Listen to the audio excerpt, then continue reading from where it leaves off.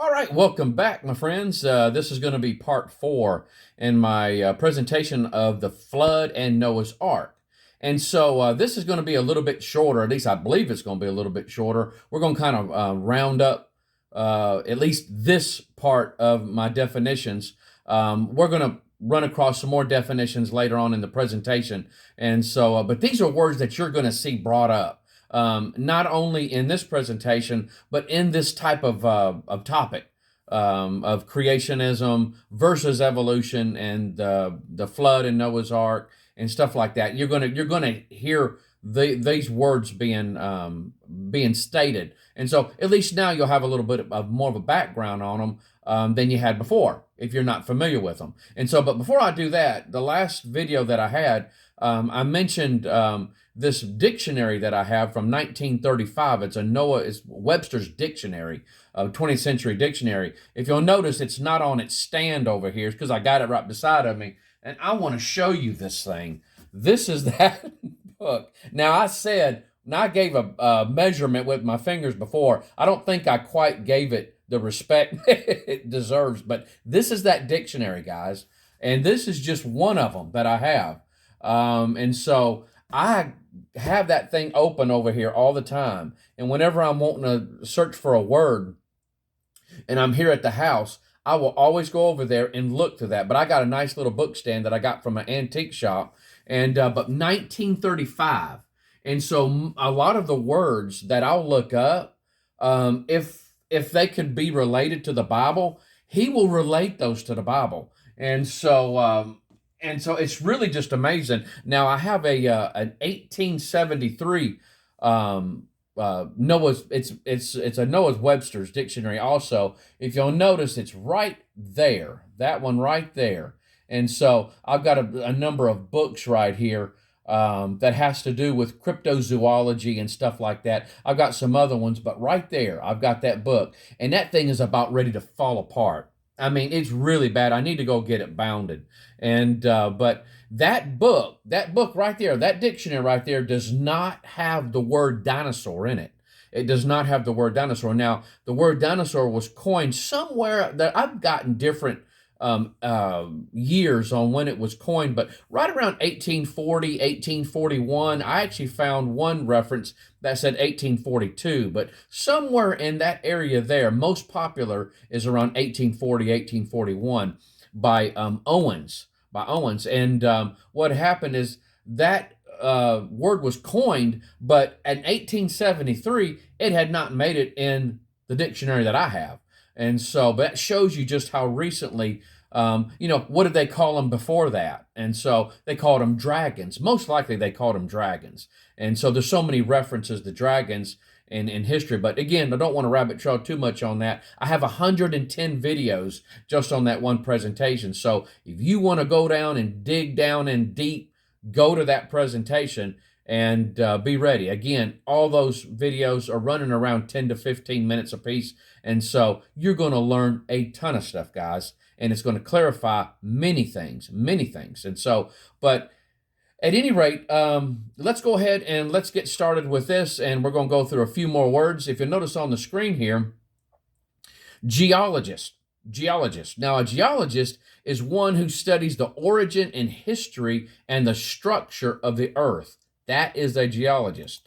Now, how about archaeologist? Archaeologist is one who studies past human societies, primarily through the recovery and analysis of the material, culture, and environmental data which they have left behind, which includes artifacts, architecture, biofacts, and cultural landscapes. Now, some of the folks, if you'll notice on the bottom of the board there, some of the folks that you might see at a dig site would be a director of excavations, a project coordinator, a square supervisor. I guess that would be maybe whatever, so a lot of times you'll see them dig out little portions of ground. I guess that's what they're referring to, is that square supervisor, whatever little area that they're talking about, what they're actually excavating in.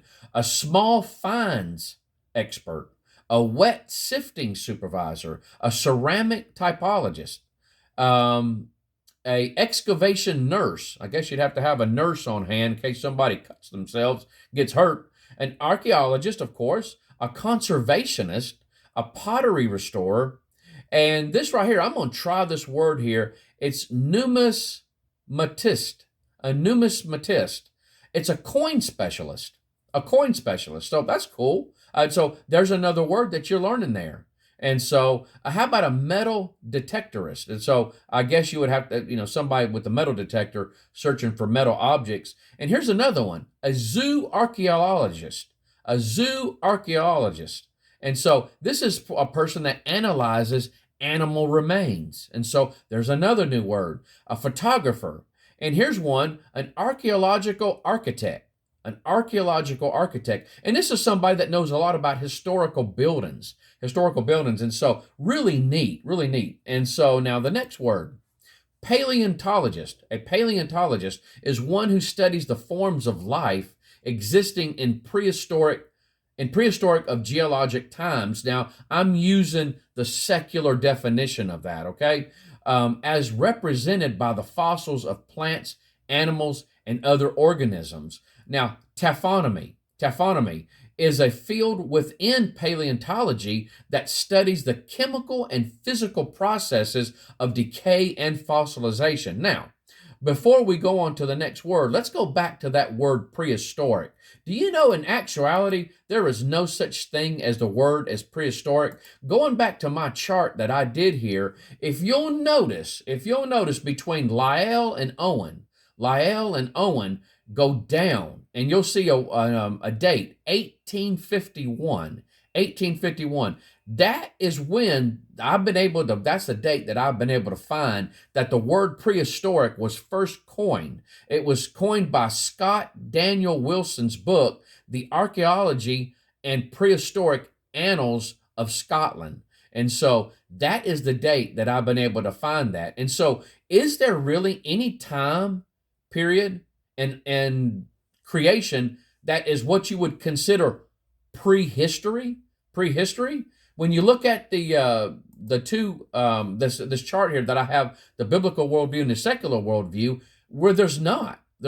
When God created Adam and Eve, there's no prehistory past that. That's when creation started. There's no dinosaurs or anything before that. Even though you will find Christians in some Christian circles, guys, and I know of some well-known ones on television that will teach that there was a pre-Adamite civilization before God created Adam and Eve, and that's when the devil fell, and all that, and these people that were I don't really want to go off on this too much, but the people that existed before that were it's believed that they are actually the demons that we have today. And so that's just one thought. That they have. But again, there's no prehistory. It's like Jesus said, he that made them from the beginning made them male and female. Now he said, he that made them what? From the past? From the pre-Adamite, after the pre-Adamite rebellion and all that? No. He said, from the beginning, he made them male and female. And that is Adam and Eve. That is during those 6 days of creation. But again, don't want to go on that. I just want to kind of give you a little background on prehistoric, actually where that came from. Now, going on to the next word, paleoanthropology. Paleo means old or ancient, and anthropology is the study of human culture, society, and biology.